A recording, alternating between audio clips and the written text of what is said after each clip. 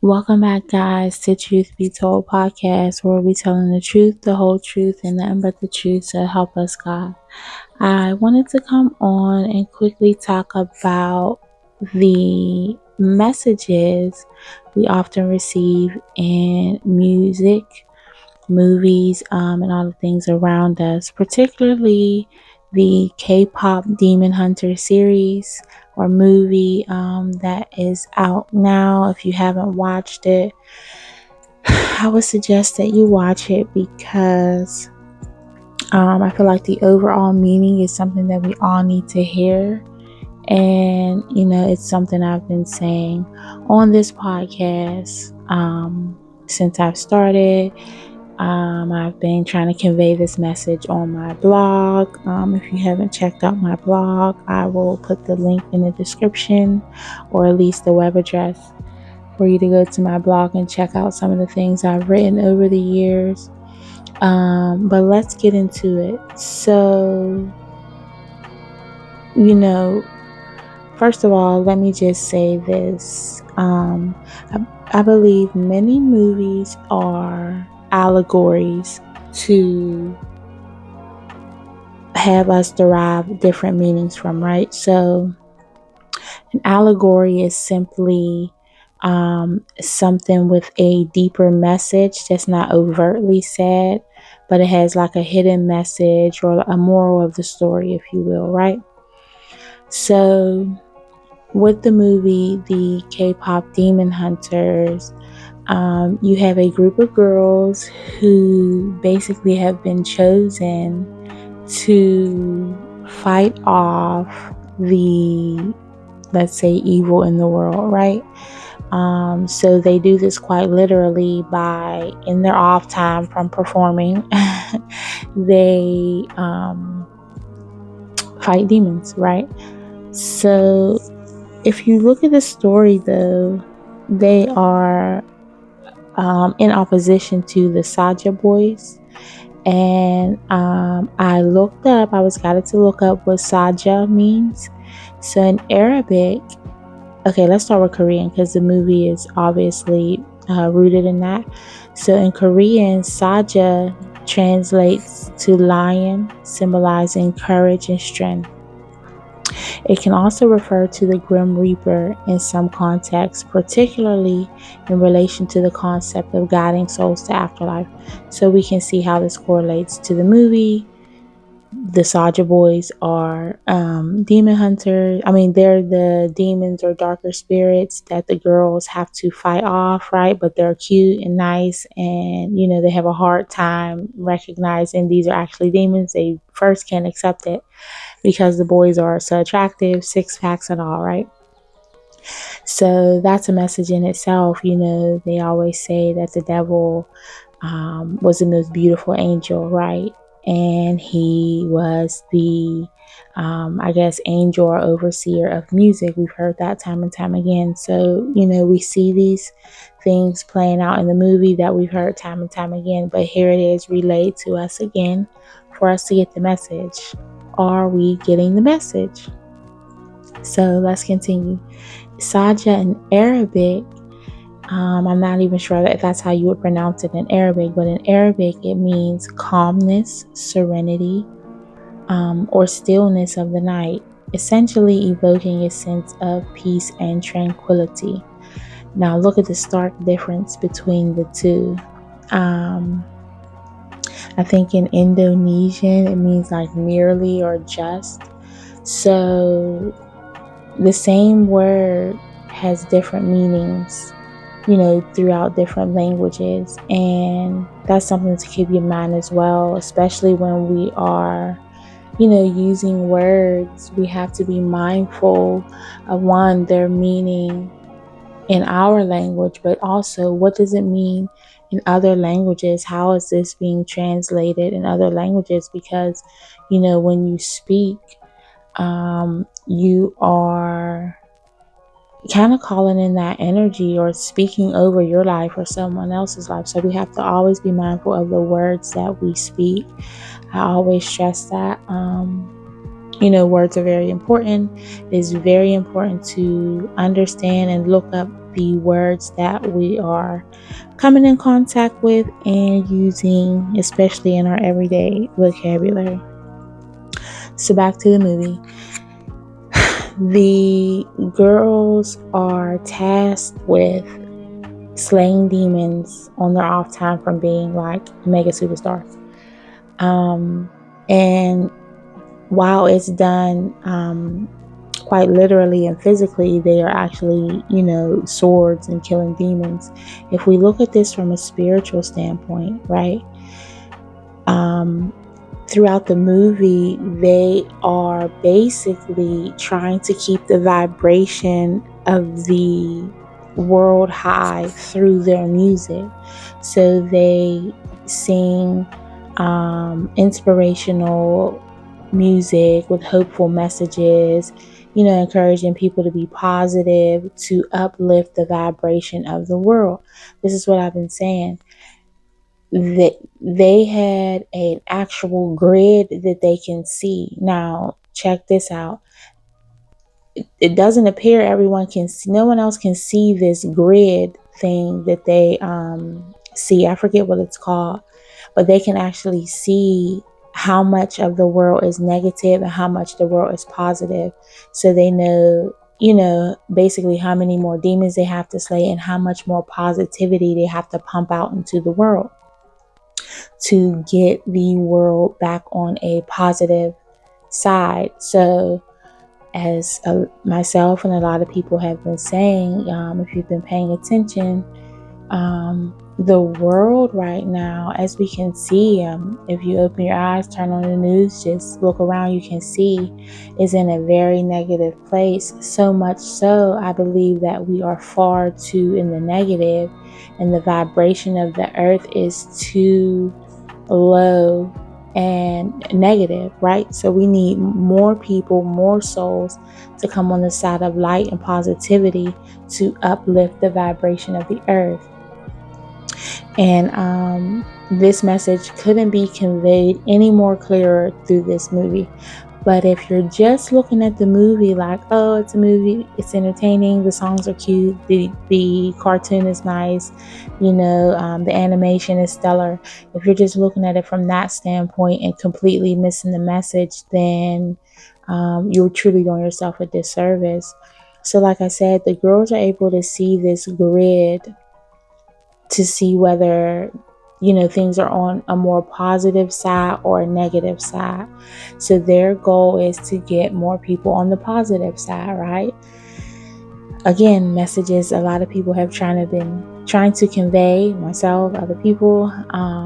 We have to get more positive, so we're no longer in a space where everybody can just operate cold-heartedly. We know that God is love, and yet we strive to be cold-hearted and thoughtless and loveless and hard and detached. We are no longer in a space where we can just accept and tolerate that mindset anymore. We have to grow and evolve from that. We are literally weighing down the vibration of the earth, and we see the consequences or effects of that all around us, right? We are losing our sons and daughters at a unimaginable rate, right? And I have I have a blog that goes into that, and just correlating that to, the earliest stories we hear about in the Bible or Egypt, where the plagues were sent, the first sons were taken, all of that. We'll get into that in my next episode. But I've already written about it. It's called The Golden Calf, and it's on my blog. Like I said, I will put the web address for the blog in the description so you guys can check that out. But back to the movie. It is very clear. The message couldn't be any more clear, and I was so happy to see the message in a kids movie. However, I didn't like the demon part, but it does convey the message. I even spoke with my daughter to see what she derived from it, and of course, she just loves the songs, the hair, the the aesthetics of it all. And I, talked to her about it, and we went over it. So hopefully, she digests that when she watches it for the 4 billionth time. But yeah, so within the story, though, the main character Rumi, she basically has some of the darkness in her, and it's shown. People who have the darkness, they have like patterns on them. So the demons that they slay have a pattern on them, and that's how they know who are demons. And of course, their behavior is often demonic, so they know who, right? So while she is fighting demons outside, she's literally fighting internal demons. And in the movie, it's described as like shame, guilt, grief, things like that. I don't think it was grief, but shame and guilt specifically were the demons most people were fighting. And it was those same feelings that let's say the devil, because he was the head of over all the demons, right? He was using that against them. So using their shame and guilt to keep them complacent in negative thinking and behavior. So you would see people in the movie, a voice will come over them, or and it would say like, oh, you're not deserving of love, you don't need family, they never really loved you. Like all these negative things we constantly tell ourselves, that negative self-talk that we often do with ourselves was displayed in the movie as well. And it just showed how people who are primarily positive, or who were once positive, they were easily like turned to the negative side just by having, those negative intrusive thoughts overshadow their other thoughts, right? Or their other thinking patterns. So you're not loved, nobody loves you, they don't want you like that, they never really liked you for real. So like any little slight, instead of not taking it personally, it was kind of used to compound the negative feelings on the person, to add to the shame and guilt, to push them further into a negative space. So then now you're acting negative. So, once those thoughts took over, friends were turning on each other. Their like manager went to the other side and was like a fan, or like something to the Saja boys, right? So we see that in our everyday lives, how our negative thoughts can kind of contribute to negative behaviors. So we have to always be mindful of that. And so this messaging actually brought me back to a definition I kind of looked up a while ago in regards to something else. So I was looking at dichotomies and Kabbalahs. If you know, you know. Yeah, that's a whole other topic for a whole other day, like extremely deep. But what I found was a Kabbalah world is one of opposites held in balance, right? So that's the main message. Held in balance, we're off balance. You know what I'm saying? Keyword, we are off balance. A dichotomy is a contrast between two things. So good and evil, love and hate, peace and war, like those two things that are on the opposite ends of the spectrum. Things that are juxtaposition, if you will. So just two conflicting ideas or opposing ideas. A false dichotomy occurs when a situation is unfairly represented as an either or scenario. People, this is another thing I looked up, people who think in dichotomies that either this or that, either black or white, they tend to oversimplify things, usually because they're only comfortable with concrete categories and preferably binary categories. So like I said, they're only comfortable with good and evil, dark and light, smart and dumb, efficient, deficient. There's really no gray area, right? So, we have to untrain our mind from this way of thinking. While we definitely need to get on the side of more positive and light, we need to understand that there's a whole gray area in between. So no one's all good or evil, right? So just like the girl Rumi, she had some darkness within her. But the thing is, she was able to identify that and, look at the root of where it came from. She had some, I think, abandonment issues because she wasn't raised by her parents. So she, was able to look at that darker side or the shadow side. So if you talk about this with like people in spirituality, they'll tell you about embracing your shadow side, doing your shadow work. And that's just getting to know those, the darker energies of yourself, if you will, like your darker tendencies that you probably hide from others and yourself too. So having the ability to look at those things and say, yes, this is a part of me. Yes, that I do have negative thinking patterns, but I have the ability to not put that out into the world. So while I might have some negative thoughts, I don't push that out into the world. I don't project that out into the world. Sorry, that's the word I was looking for. Some other shadow traits might be, you might be manipulative. You might be not so honest. You might realize you're not as nice as you thought you were, right?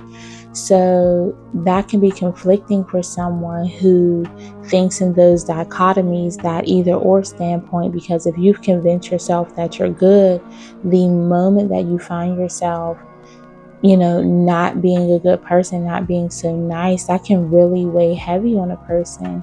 And you have to understand that it is okay to not have good moments. Not everyone is good all the time.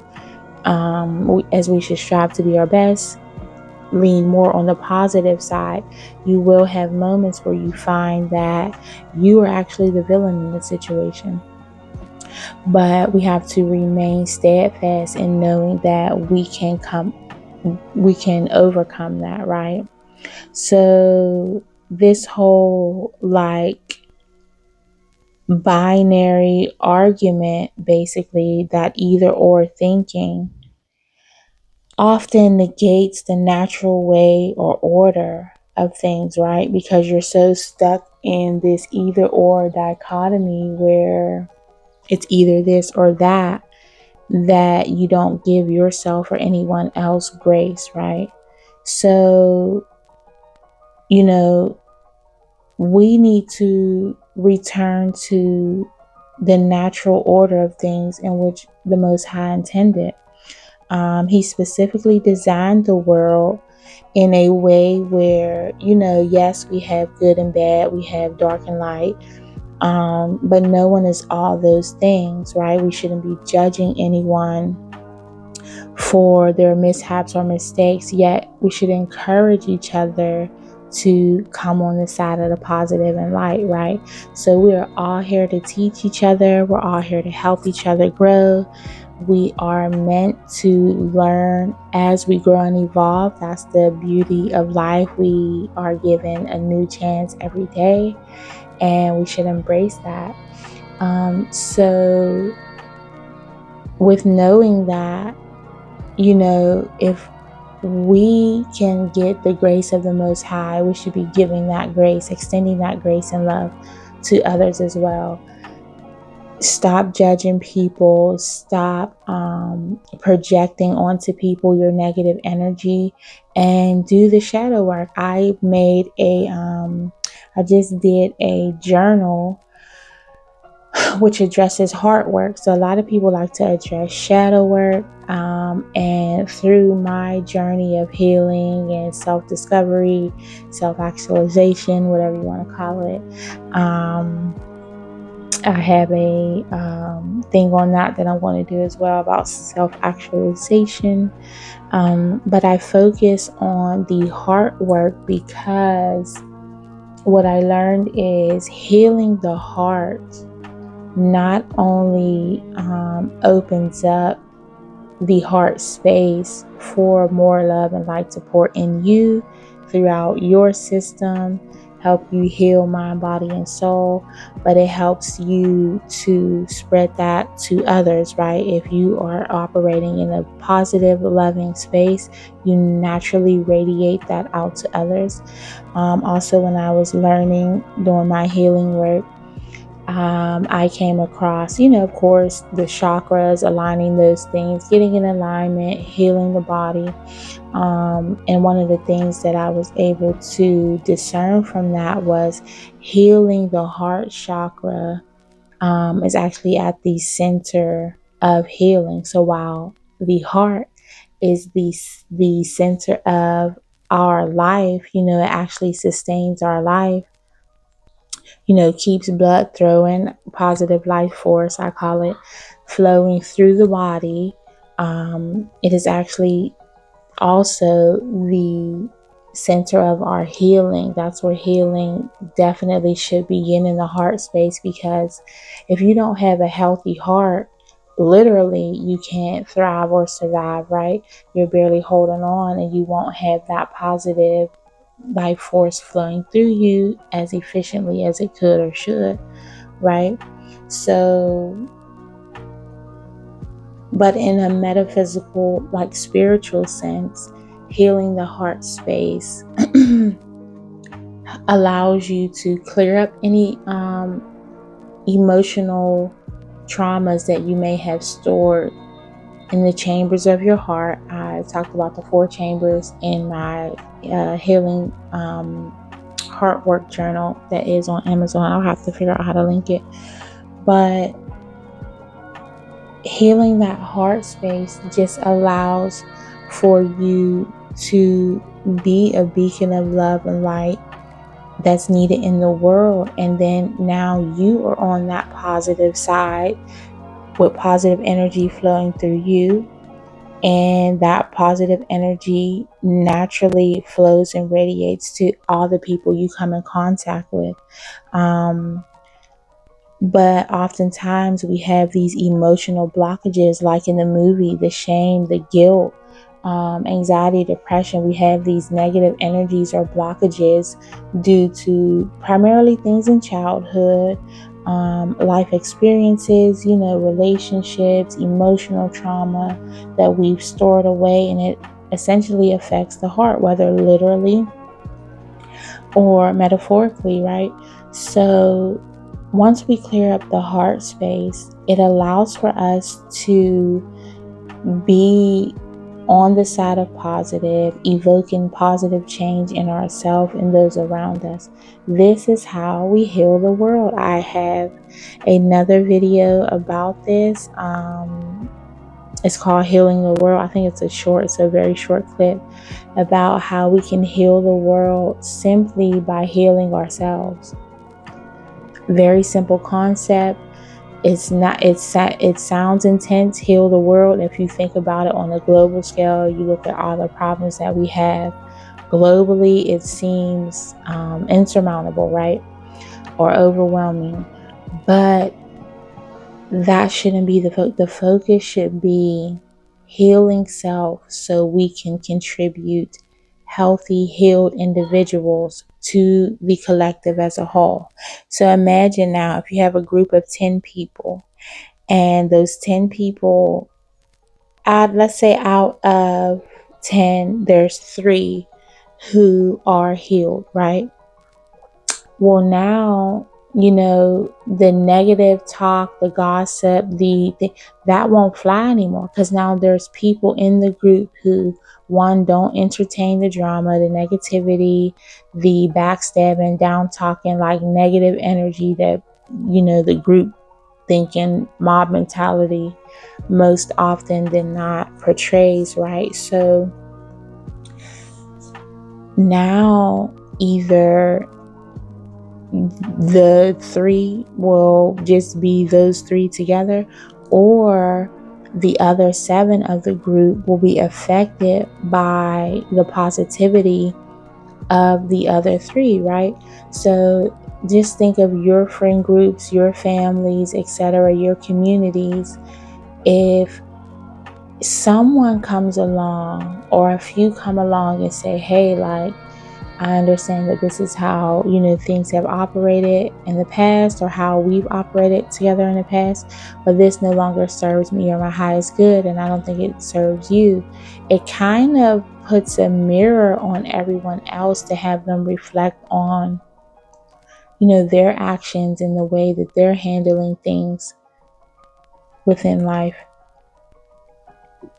So the negativity doesn't have too many places to go, right? So either those people will get in line and come on over to the positive side, or they'll remain negative and stay, where they are. And then, they'll just go around people who accept the negative energy, right? But I believe eventually, with enough positive change, we can affect large communities, large masses. If we truly are becoming those beacons of light and love, if you are truly becoming the change you wish to see in the world, right? If we all contribute that type of energy to society, you will start not only seeing yourself better, but those in your community around you. You will start to see yourself higher. That's one of the things I always try to instill in my children growing up, is seeing yourself higher. So I understand you are where you are, your environment, your nature versus nurture, how you were born, the environment you were in, your peers, societal pressures, societal norms. All the things definitely affect a person. However, when you are conducting yourself in a way that is, not necessarily good, or just going with the flow of things, I challenge you to see yourself higher. How can you be better? Have higher expectations. So while the norm for everyone else might be to, just get monetary gains or whatever else, see yourself higher. Even though all your friends might be making fun of a certain person, or conducting themselves in a certain way, dressing a certain way, be different. Dare to be yourself. See yourself higher. It can always get better. I always say that's probably the Virgo in me, but hey, if it's encouraging positive change and growth, then we shouldn't have any problems or issues with that, right?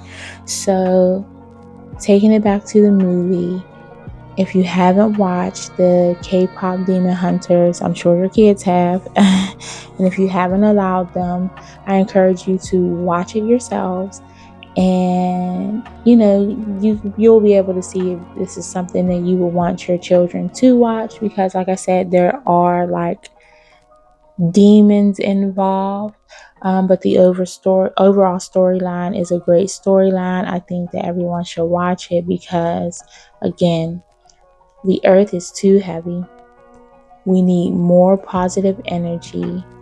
I believe the Most High is completely disappointed in us, upset, enraged, if you will. And you can see that by how the earth is going now, how the world is going. Our world leaders are quite atrocious. We won't get into that. But we need to be focused more on the humans and the humans in humanity, right? So we need to be those people in humanity that say, listen, we are not going to stand for this, right? We want better for ourselves, we want better for our children, and we want better for the next generations to come. I saw a saying that said we should basically weigh our actions on how it affects the next 7 generations. So how we're operating now, how will that affect the next 7 generations? What are we doing with food, mobility, infrastructure? What are we doing with the environment, the mindset? How are we evolving? How are we still having wars? It's crazy to me. Don't get me off subject, but how are we affecting the world? How can we effectively have change that we wish to see in the world?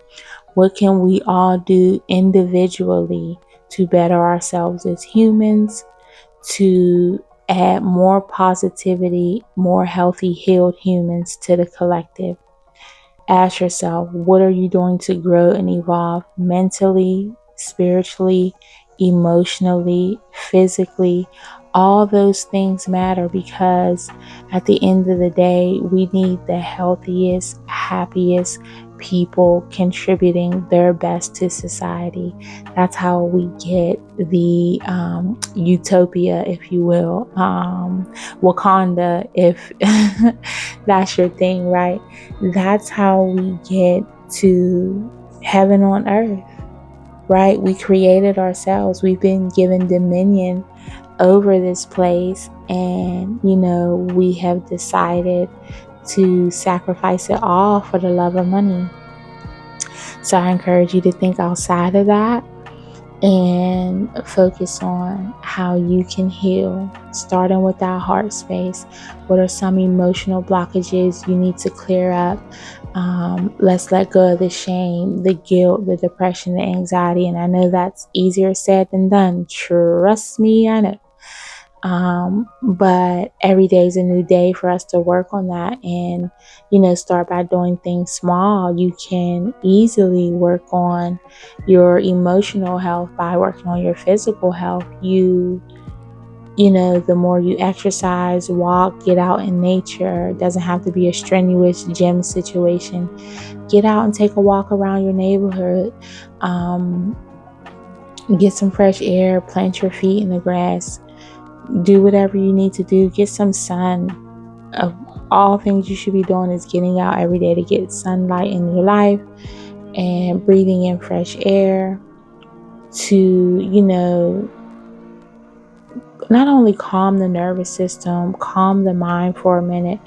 Unplug the TVs, the devices. We don't need to stay constantly connected to things. So while yes, you can use it for your entertainment, let's not make that our lifestyle. All we're doing is working, eating, sleeping, and watching TV or glued to our devices. Step out in nature, clear your mind, take a moment of silence before you start your day. Do some inner work. Do some journaling, do some shadow work, do some heart work, do all the things that you can to make yourself better internally and externally.